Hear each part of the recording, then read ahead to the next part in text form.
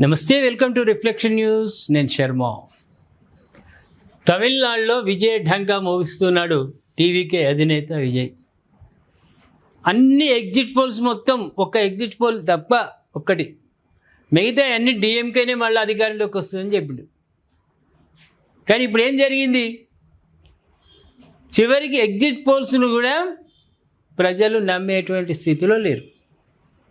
వాళ్ళు ఏం శాంపిల్స్ తీసుకుంటారు, ఎక్కడ సర్వే చేస్తారు, ఏ టైంలో సర్వే చేస్తారు, ఎంతమందిని చేస్తారు?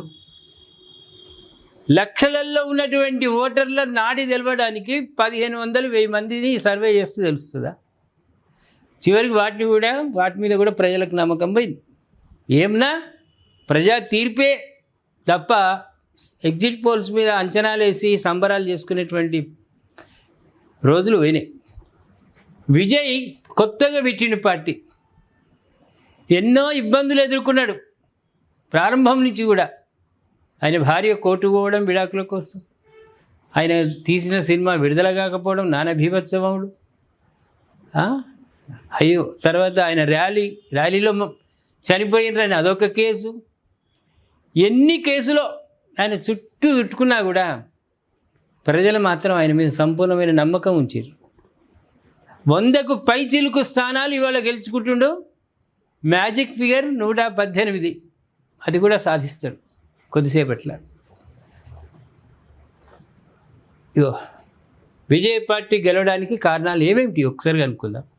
తమిళనాడు అసెంబ్లీ ఎన్నికల ఫలితాలు సంచలన దిశగా సాగుతున్నాయి. స్టాలిన్ నాయకత్వంలో డిఎంకే కూటమి అధికారాన్ని నిలబెట్టుకుందని మెజార్టీ ఎగ్జిట్ పోల్స్ అంచనా వేశాయి.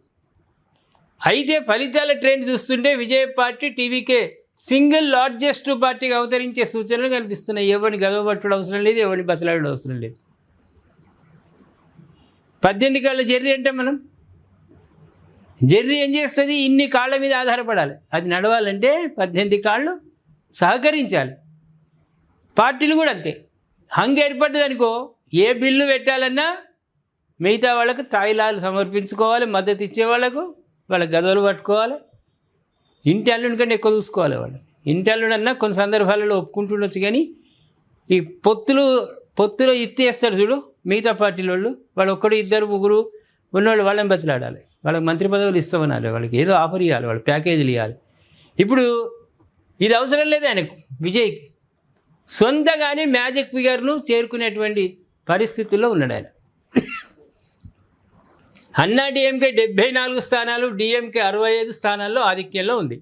అన్నా డిఎంకే జయలలిత ఏర్పాటు చేసినటువంటి పార్టీ. ద్రవిడ పార్టీలు ఈ రెండు ద్రవిడ పార్టీలు.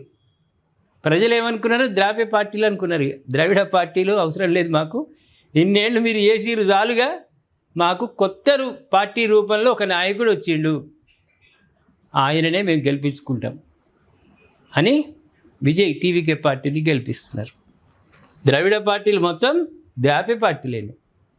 వాళ్ళకి హిందువులు అంటే నచ్చరు, మైనార్టీలు వాళ్ళే కావాలి.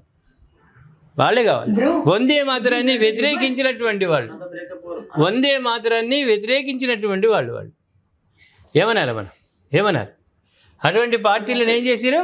ఇంటికి పంపించేటువంటి ప్రయత్నం చేస్తున్నారు వాళ్ళు. అట్లా స్టార్ట్ అయింది.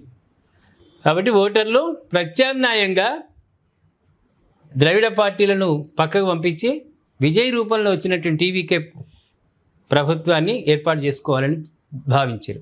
విజయ్కి యూత్లో భారీగా ఫ్యాన్ ఫాలోయింగ్ ఉంది. తన అభిమానులను విజయ్ కూడా బలంగా నమ్మారు. మొదటిసారి ఓటర్లు 30 ఏళ్ల లోపు యువత పెద్ద సంఖ్యలో టీవీకే వైపు మొగ్గు చూపింది. దీని ప్రభావంగానే తమిళనాడు అసెంబ్లీ ఎన్నికల్లో రికార్డు స్థాయిలో పోలింగ్ నమోదైంది. అద్భుతమైన ప్రచారం. ఎవరు అడ్డం వచ్చినా, ఎవరు ఆపాలని ప్రయత్నం చేసినా ప్రజలకు అర్థమయ్యే రీతిలో ప్రసంగాలు చేస్తూ ప్రజలకు ఏం అవసరమో అది వివరించుకుంటూ, ఏది నష్టపోయిందో చెప్పుకుంటూ ప్రజల్లో తిరిగిండు. కాబట్టి ఇవాళ టీవీకే విజయ్ అధికారంలోకి వస్తున్నాడు. ఇవాళ మబ్బుల్నే త్రిష గారు కూడా వెంకన్న ఏడుకొండల వాడికి కూడా వేడుకున్నారు, స్వామి విజయ్ని అధికారంలోకి తీసుకురాలి. ఆయన కూడా కరుణించాడు. ఏడుకొండల వాడు కూడా కరుణించి అధికారంలోకి తీసుకురాబోతున్నాడు. మళ్ళీ మనం సాయంత్రం వరకు కంప్లీట్ మనకు డాటా తెలిసిపోతుంది. మంత్రివర్గం కూడా ఏర్పాటు చేసుకున్నాడు, ఈయన రాసుకున్నాడు. మనం అది కూడా అన్నీ వివరించడానికి మనం సిద్ధం. మనం అందరం కూడా అదే చర్చ చేద్దాం. ఒక వినూత్నమైన గొప్పనైన మార్పు. డిఎంకే ఏఐడిఎంకే తప్ప అక్కడ తమిళనాడు ఇంతవరకు ఏ ప్రభుత్వాలు రాలేదు.